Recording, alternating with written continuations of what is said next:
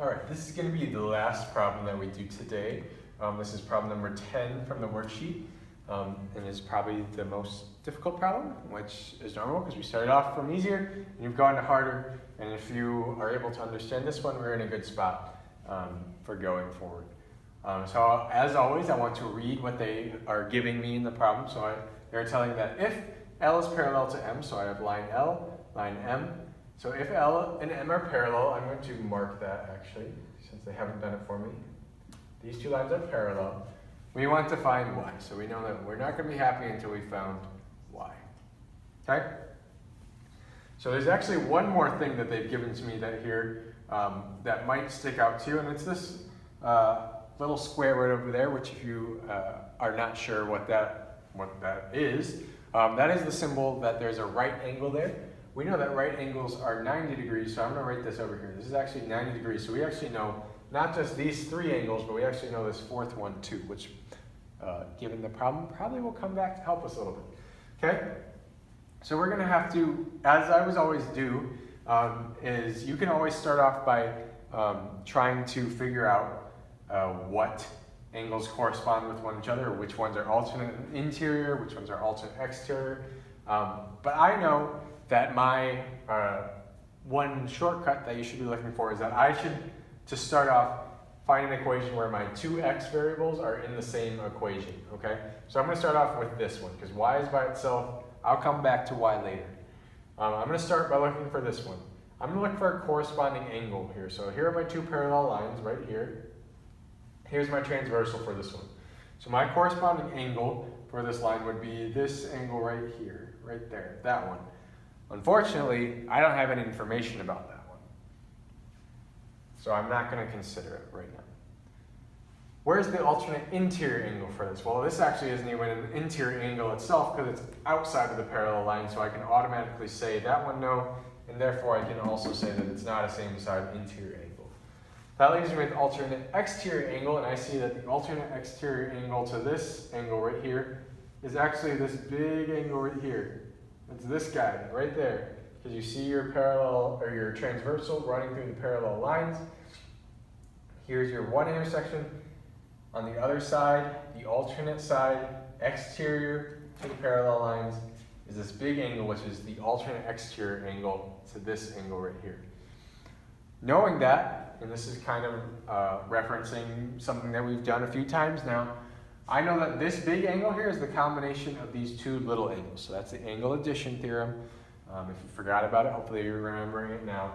The angle addition theorem tells me that if I have a big angle split by two little angles, the sum of the two little angles add up to the big angle.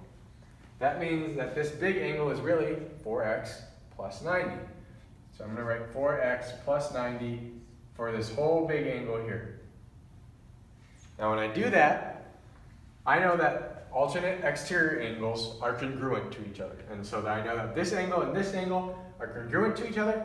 I'm going to start writing an equation to help me solve for x. So I'm going to say that 4x plus 90, I know is congruent because it's an alternate exterior angle to 11x minus 8. So they are equal to each other, 11x minus 8.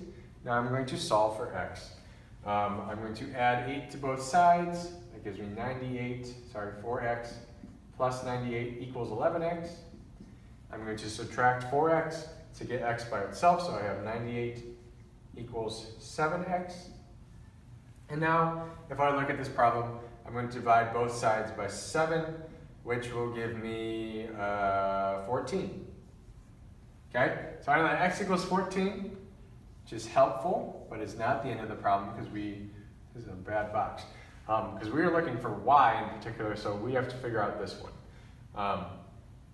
What I'm going to do is now go back to my equations here, and I'm going to start plugging x back into my angles, so I can turn these into numbers and not just equations with or expressions with variables in them. So I'm going to do 14x times 11 times 14, which is 140 plus. So this should be 151 minus 8. 151 minus 8 is 143. You can check me. I could be wrong on that one. We'll see. We'll see here, actually.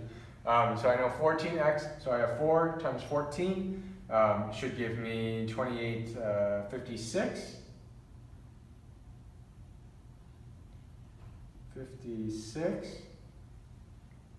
right? 4x. Yes, it should give me 56, which means that the combination of these two should be 146.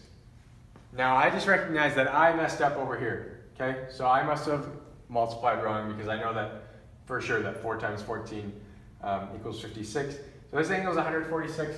These two are supposed to be congruent, and I think that I did a multiplication error down here, so I'm going to adjust my answer. And that is why it's nice to use a calculator. Double check your work like this. They should be congruent to each other. If we get something that's not congruent, we can say, oh, I must have made a small math error. I'm going to go back and fix it, which is fine. No big deal. Now we're going to try and find this 9y plus 2. Okay? So this is a little bit confusing. Now I'm going to erase this because it's no longer useful. My 9y plus 2 is over here, and it's part of these two parallel lines, okay? So what I'm looking for, do I know a corresponding angle to this one? I'm going to say the corresponding angle to this one would be right here. I don't know that yet, but it would be helpful if I did. And actually, when we're looking at this, you can say, oh, I don't know anything here, but I do know this guy. And if you remember, if you go back, and think, oh, there's something about angles that are across from each other. I think I remember that. And what you should remember is that angles that are across from each other are considered vertical angles. These are vertical angles here. And they are congruent to one another. So that means that this angle is congruent or equal to this angle. So I can actually write 56 degrees right there, because I know that. Likewise, I could say that this one is also 90 degrees. Okay? I am doing that by doing the vertical angles theorem. So if you need to look that up in your notes or on Google or whatever, it'll tell you that vertical angles are opposite of each other and that they are congruent to one another. Now that I know this, I've determined that these two already, I did this already, the logic for this, was that these two are corresponding angles. They're corresponding to each other. They're basically in the same spot, just shifted over, basically. So they're corresponding to one another. I know that corresponding angles are congruent to one another. So I'm going to write another equation with that logic. So I know that 56, let's see, I'll write it over here. So I know that 56 is congruent, or well, this angle and this angle are congruent, so 56 has to be equal to 9y plus 2, 9y plus 2. Now I'm going to solve for y. This is even easier than this equation that we set up, so I'm going to subtract 2 from both sides to get 54 equals 9y, which leaves me with 6 equaling y, and therefore I have done the work that I need to do. I have found y. I have used a variety. I've used the alternate exterior angle theorem. I've used the angle addition theorem for right here. I have used vertical angles right there, and I've used corresponding angles. So we used 4 different theorems for this problem. Okay, so this is a pretty complex one.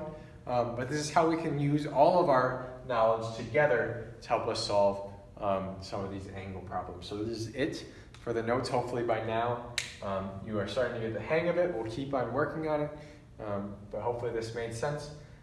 Enjoy your weekend, and I will see you guys on Monday.